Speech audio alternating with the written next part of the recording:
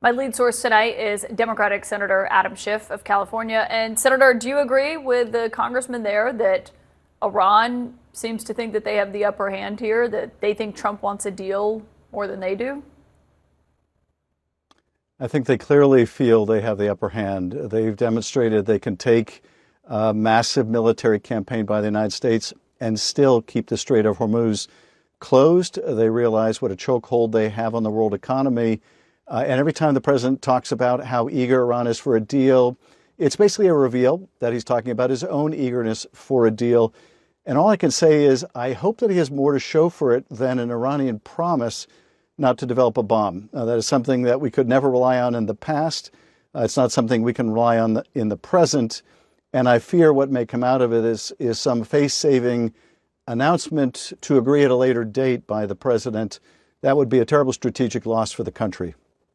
If they do sign some kind of memorandum of understanding this weekend, do you have an open mind about, seeing what it looks like and judging it then? I mean, do you have any optimism about what could potentially happen?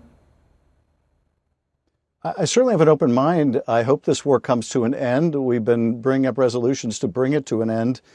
But for the reasons that Don Bacon just articulated, I think Iran has all the leverage right now. And these threats that we see the president make, like he made this morning, he has so often walked back using various excuses, often that a deal is near or that the Pakistani government has asked him to give it more time. And they just lack credibility. So at this point, it's not really clear what to believe. Are we going to have another round of tit for tat fighting in the days or weeks to come?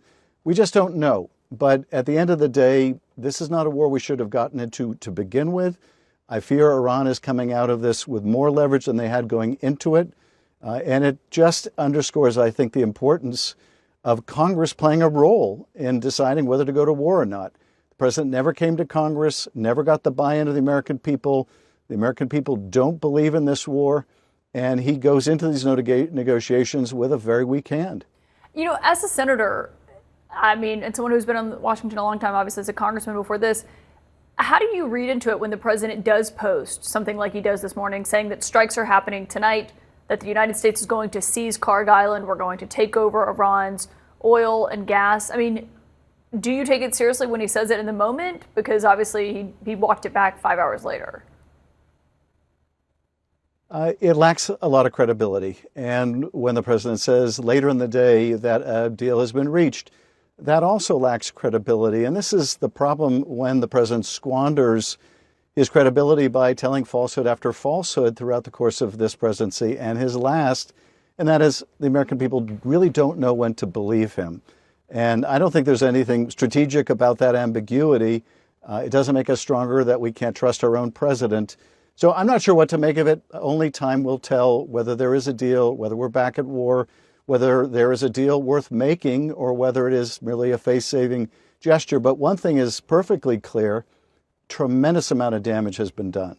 And American families are paying the price in higher gas and higher food prices. And the president's promise to keep us out of foreign wars and his promise to focus so much on cost of living to the exclusion of other things, he has broken both of those promises spectacularly. The other big news that came out today is the president says he's going, and he has since done so, nominate Jay Clayton, who is the U.S. attorney in the Southern District of New York right now, to be the next director of national intelligence. Will you vote yes or no on Jay Clayton for that job? I certainly will give him fair consideration. I'm going to want to know what kind of experience he has. He was the chair of the SEC. He's been serving as U.S. attorney in the Southern District of New York. Neither of those jobs give a lot of experience within the intelligence community. He's never served in the intelligence community. So I want to know what kind of experience he has, but I also want to know what kind of work he's been doing in those offices, in particular in the U.S. attorneys in New York.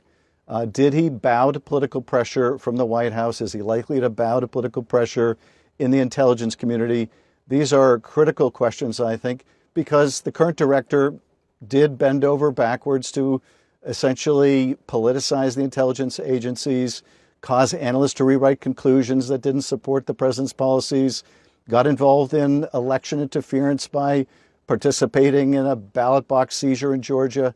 we cannot afford to have another director of national intelligence politicizing and weaponizing their role the way the current one has. But when you hear your Democratic colleague, Jim Himes, over in the House, he's obviously ranking member on intelligence. He had good things to say about Jay Clayton. He said that he's known him and respected him for decades, and he said his intelligence, temperament, and deep commitment to public service will make him a terrific DNI. Could you potentially agree with that? Well, I have a lot of respect for Jim. I'm going to wait and make sure that we do a thorough vetting of his qualifications and experience. I'm going to want to know, as I mentioned, what experience he has to bring to that job, but also what has been the experience of his management of that prosecution office. There was a lot of pressure on him to politicize that office. Did he succumb to it, or did he stand up to it? That's going to be a pivotal question for me, so I don't want to prejudge it. I do think that the Pulte problem, though, has not been solved. That is, it may take some time to get through the confirmation process with Clayton, and we cannot have someone so unqualified, really disqualified as Bill Pulte, leading that agency until there is a confirmed appointee. I want you to listen to something that Jay Clayton said this week, actually, as he was talking about counting votes in your home state of California. On the integrity side, we're doing an absolutely terrible job, and the American people are right to question it. I'm just saying there's not necessarily fraud there. And that's what it is it makes the opportunity for fraud so much greater when that is not necessary. There are a lot of people who look at this and say there is no fraud. Okay? I don't think that they're right either. What do you make of those comments? Well, this is Clayton apparently auditioning for the role and may have played a part in his getting this nomination.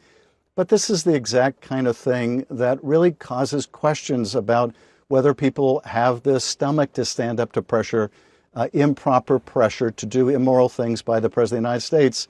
Clayton is smart enough to know that there is no massive fraud, as the president has been alleging in the California elections. Yes, we take a long time, too long to count ballots. That's not evidence of fraud. And for Clayton to suggest something pernicious about it is disingenuous.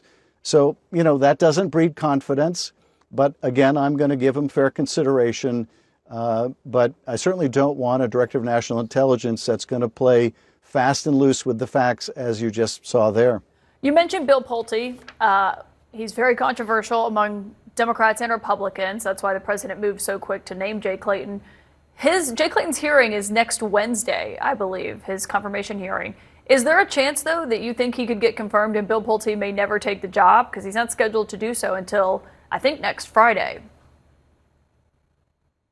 I don't know the answer to that. I do think that we need to do a thorough vetting of Jay Clayton, that process shouldn't be abbreviated in a way that will fail to fully vet him for this position because the president has threatened to put in someone patently unqualified in that job.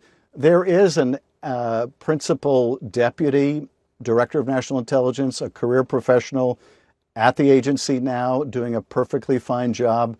That person should be left in that position until the confirmation hearings of Clayton are over. There's no need to rush in some hack like Bill Pulte.